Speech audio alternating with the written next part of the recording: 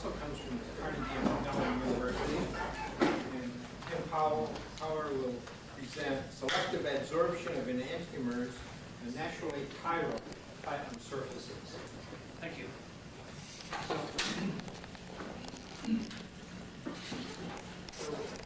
As has been said, this is more work from the Chemical Engineering Department of Carnegie Mellon.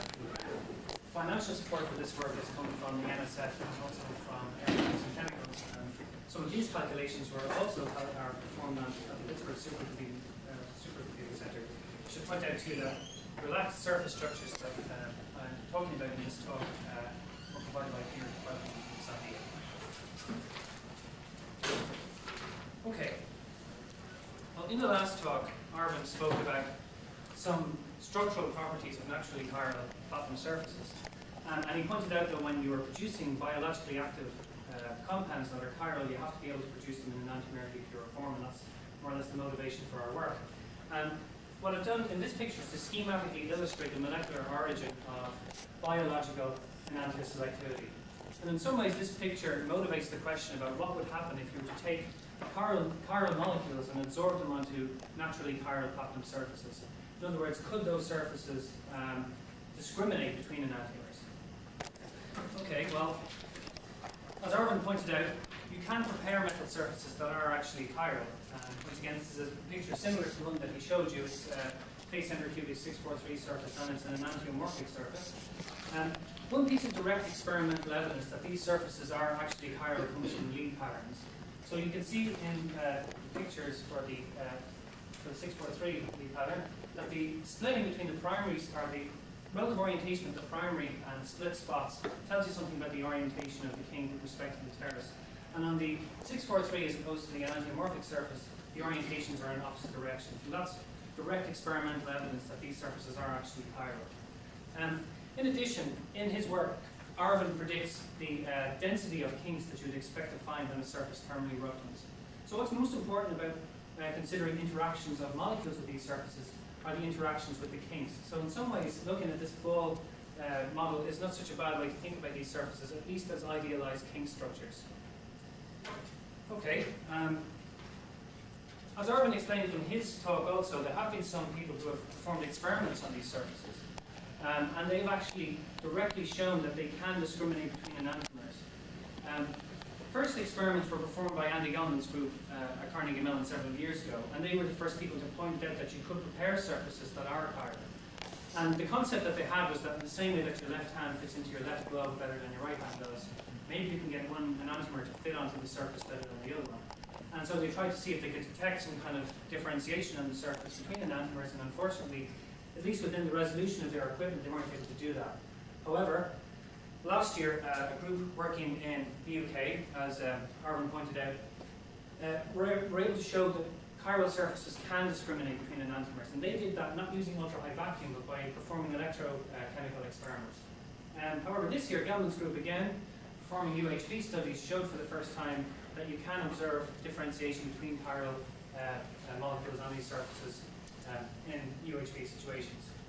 Okay, so that's what experimental work has been done in this area. And in our group, what we're interested in doing is looking at absorption of chiral molecules onto these surfaces and seeing if we can understand what differences arise.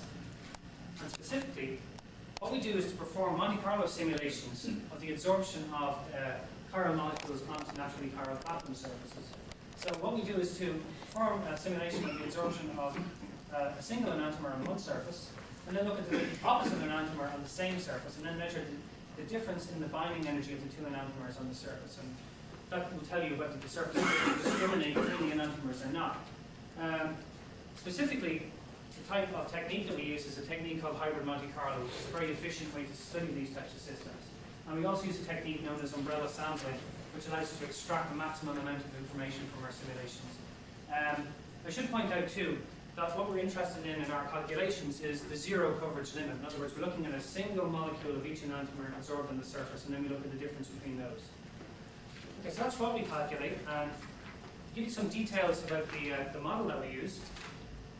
So the type of adsorbates that we examine are basically di-substituted cycloalkanes.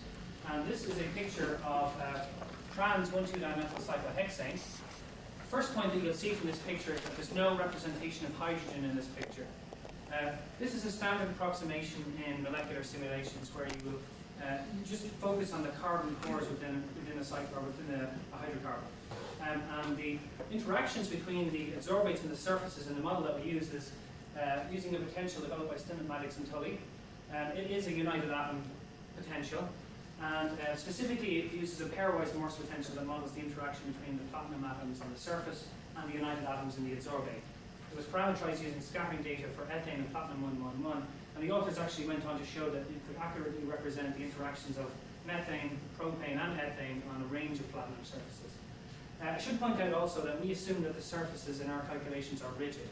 Now, while the adsorbate will distort the surface to a certain extent, these are weakly fizzy-sorbed adsorbates, so we assume that the distortion of the surface is quite minor. We also take into consideration the fact that these adsorbates are flexible. So we take account of bond bending, stretching, torsion, and intermolecular energy-Jones interactions also. Okay, well, what kind of results do we see when we perform these calculations? Well, in this picture, I'm showing the results for 1,2-dimethyl cyclohexane of platinum 874. 1,2-dimethyl cyclohexane is just the adsorbate I was talking about a few seconds ago, and on the left-hand side I've shown the OR enantiomer of this adsorbate, and on the right-hand side I've shown the S enantiomer of this adsorbate. I should point out, with the perspective in these pictures, it appears that the ring in these systems is planar. In actual fact, it's not. It's in a chair conformation. Platinum 874 is a chiral surface, and I'm going to show you the structure of that in a few minutes. But if you focus on what we're actually looking at here, what I'm doing is plotting the difference in binding energies, or what we call an enantiomeric shift, in kelvins over a temperature range. The energy shift is defined as the difference in the binding energy of the OR enantiomer and the S enantiomer. And you would notice that if the surface was not able to discriminate between the enantiomers, this shift would be zero. So clearly the first conclusion from this picture is that it's not zero, it's actually positive. And with the way this data is presented, a positive shift means that the S enantiomer is more firmly bound to the surface than the OR enantiomer. Another point is that you can see that at lower temperatures, we're not able to get a shift within any reasonable accuracy. So that is obviously a problem that we face, but we've been able to overcome that, and I'd like to explain to you how we did that. Okay, well, since these are weakly fizzy-sorbed systems, there are a whole range of different energy or different absorption states on the surface corresponding to different absorption geometries and different energy states. And what we were able to do in our hybrid Monte Carlo scheme is to sample the potential energy surface of these systems pretty comprehensively. And in doing so, we can collect data that allows us to identify different candidate minimum energy states and put them into a minimization routine. And having done that, we identified all the different absorption states on the surface. That actually allows you to construct an energy level diagram such as the one that I'm showing you here. And this energy level diagram is for the system that I've been just talking about, which is 1,2-dimethyl cyclohexane and platinum 874. So you can see we have the energy levels for the different absorption states of the OR enantiomer and the S enantiomer shown here. I just want to focus first of all on the global minimum energy states for the OR and the S enantiomers in this case. So this is the global minimum energy state for the OR enantiomer, and here we have it for the S enantiomer. The difference between those two energies is actually the enantiomeric shift at 0 Kelvin, because those are the only states that are populated at 0 Kelvin. And just to show you what kind of information we can get about those, I can show you a picture of the adsorption geometries of those two states. So on the left-hand side, we're looking at the adsorption geometry of the OR enantiomer, and once again, it's in the united atom representation. On the opposite side, we see the geometry of the S enantiomer adsorbed on the surface. The shift between the two states, in this case, is 320 kelvins. And that is the shift at 0 Kelvin. And you can see in this case, it's easy to tell where that's coming from because there's one of the substituents which accounts for almost all of the shift in this case. So what's most important about this is that we can identify the different absorption states. And having done that, we can address the problem of what is the shift, not just at 0 Kelvin, but at temperatures higher than 0 Kelvin, but temperatures that are still too low to access from our Monte Carlo simulation directly. The way that we get higher temperature shifts is to make a harmonic approximation of the potential energy surface around different absorption states. And I've schematically illustrated that on the right-hand side here. Once again, what we do is to take this harmonic approximation, and we assume that we have a high energy barrier between states. And that allows you to calculate the binding energy exactly at these lower temperatures. Having done that, we calculate the binding energy for the OR and the S enantiomer, and therefore calculate the temperature shift or the energy shift at low temperature. And to show you that this technique works, return again to the same system, which is 1,2-dimethyl cyclohexane and platinum 874. Once again, we're looking at the energy shift against temperature, and you can see we have the high temperature results which we get from the Monte Carlo routine, and this red line is the energy shift that we get from the harmonic approximation, and you can see that they match very well. Okay, so as you can imagine, when you perform these type of calculations, it's obviously important that we know what the structure of the surface is.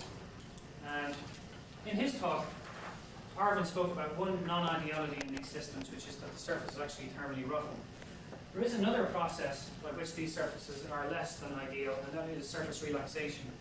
The process here is that in an idealized bulk crystal, the interlayer spacing is actually, each layer is equidistant from every other layer. However, when you prepare a surface, the surface actually relaxes due to unbalanced forces, and that causes the interlayer spacing to change.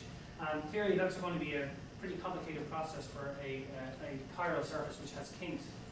Fortunately, density functional theory turns out to be a useful way to predict these surface structures, and Peter Feldman from Sandia has provided us with relaxed surface structures so that we can perform some calculations.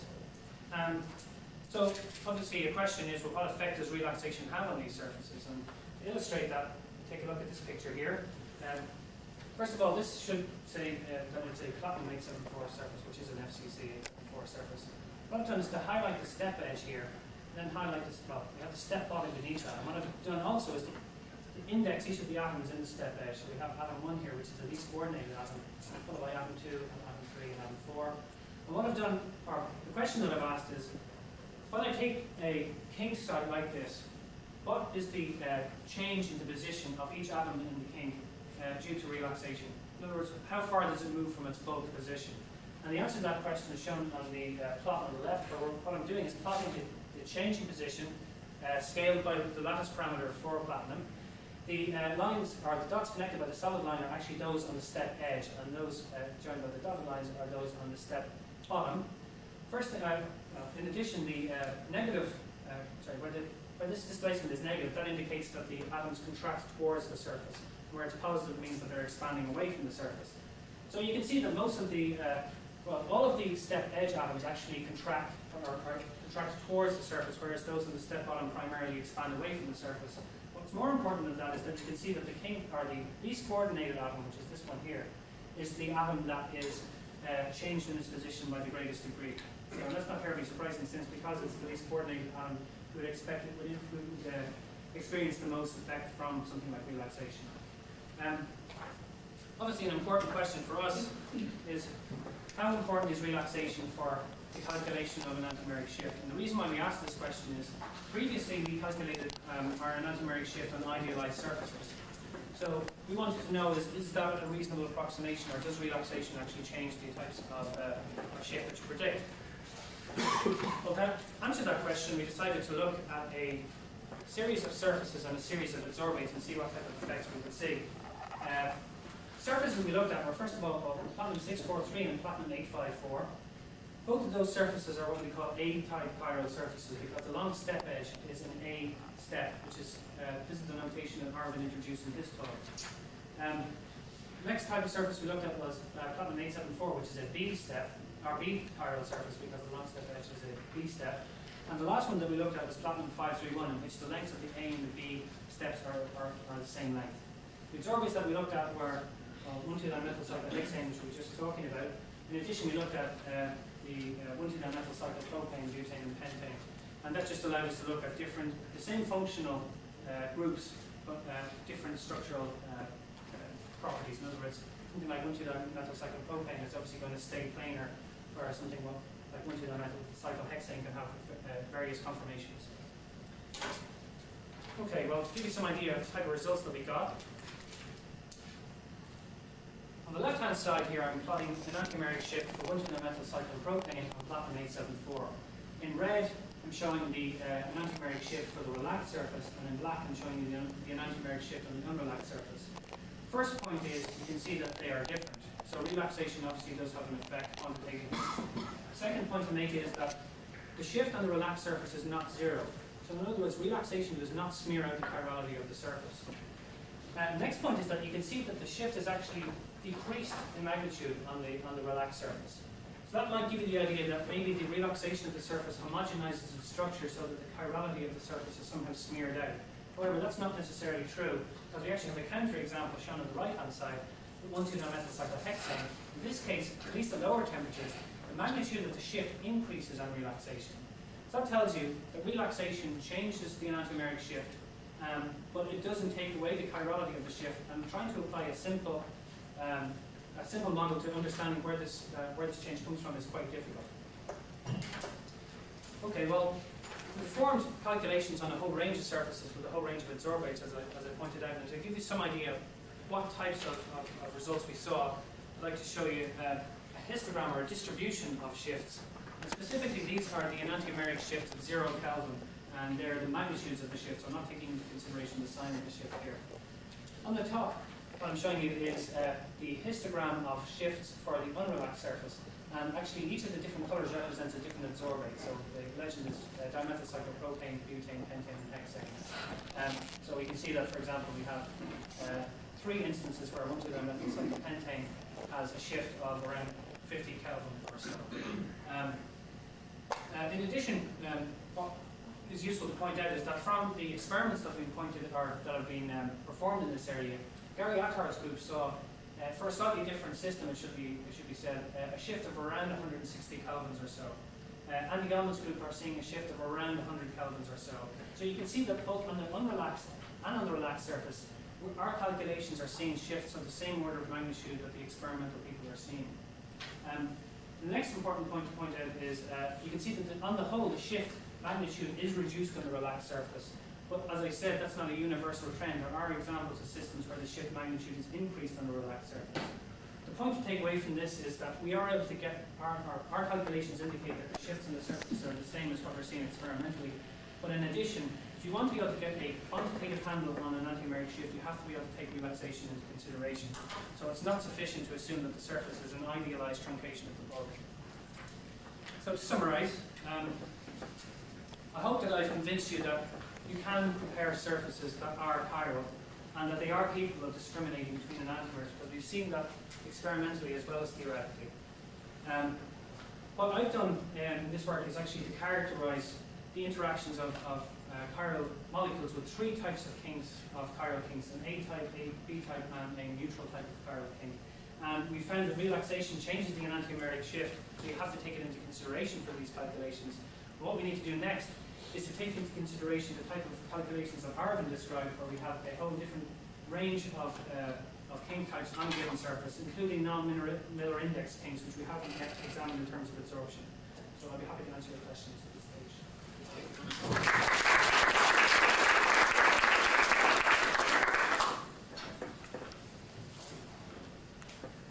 No questions. Thank you very much.